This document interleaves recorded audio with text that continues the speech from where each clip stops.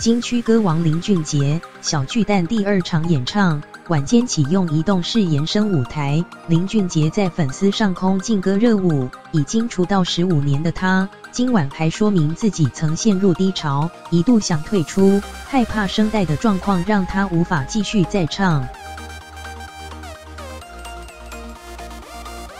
林俊杰巡演台北限定场，今晚来到第2场，久久没在台湾开唱，当然要给歌迷特别的。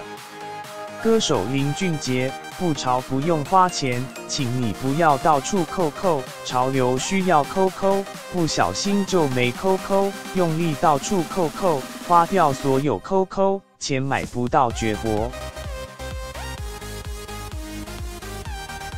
发现了吗？延伸舞台竟然是在粉丝的头顶上。歌手林俊杰因你而在，一天一天为你开窍，一秒一秒想你的微笑。你们唱，我为你心跳，我为你祈祷，因为爱让我们能遇到，因为你开始燃烧痛才慢慢治疗。就是希望可以跟歌迷再靠近一点。不过这晚的聊天时间，林俊杰也格外的感性。歌手林俊杰算是人生的第一个比较严重的低潮，是因为声带开始不好，渐渐越来越不好，然后进入一种没办法唱歌的恐惧。